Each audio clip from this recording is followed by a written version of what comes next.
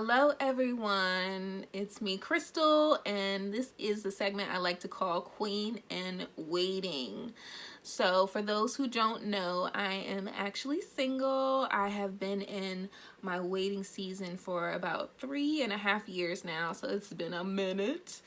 But it's good. It's good. One of the things that I was talking to my ladies about last week was really just challenging them to consider if they're willing to wait for God's best or if they are willing to settle for better. A lot of times during our waiting season, we don't realize how much it really takes and what it really costs to have God's best. Sometimes God's best isn't in 3 months.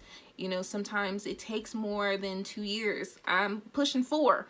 So, it's something that I'm living out, but we have to believe in His word. We have to believe in the God who established covenants and kept them. And so, knowing that, no matter how the wait looks, no matter, what people say, no matter the pressure that we feel, we have to develop in ourselves just a desire truly for what He has for us.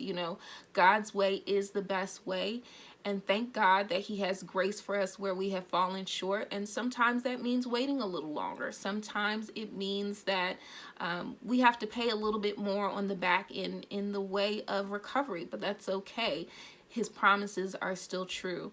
So there are two scriptures I would love for you guys to really just marinate on as you are in your waiting season and go to God about it. One thing I always tell my queens is, He's not afraid of our questions. He's not afraid of our emotions. He's just not. It doesn't faze Him. He's God.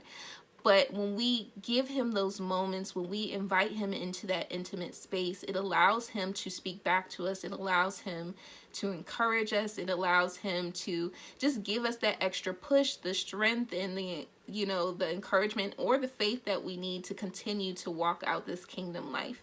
So as you have your quiet time with God or in moments where you feel like you kind of want to go back to old things, or maybe there's someone new who's around who's a little bit better than the last, and so it's causing you to consider stopping your wait and compromising, I want you to just think about these two scriptures.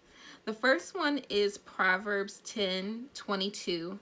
The blessing of the Lord enriches, and He adds no sorrow to it.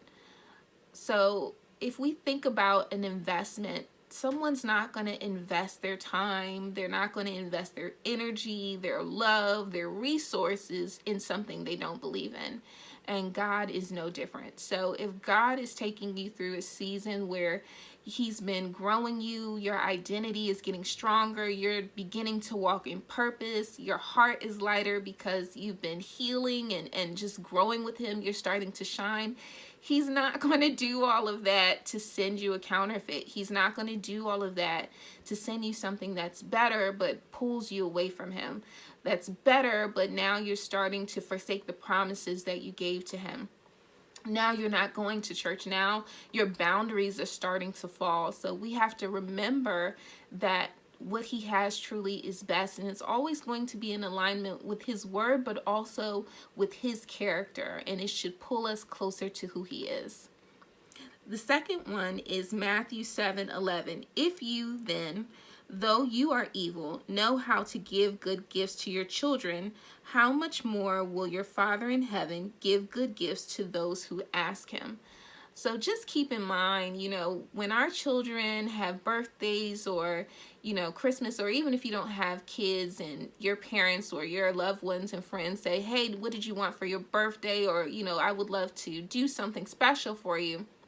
We don't ask these questions to then give you something that you don't want. God's no different, right?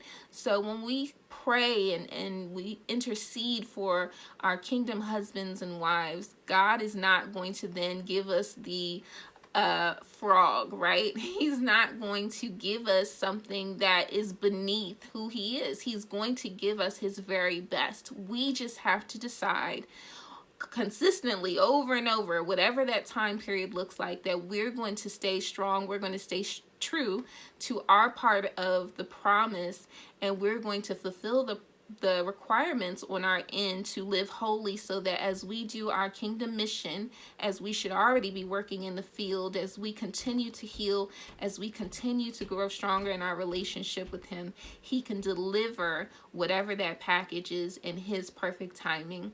So wherever you guys are, if you're getting weary, I get it.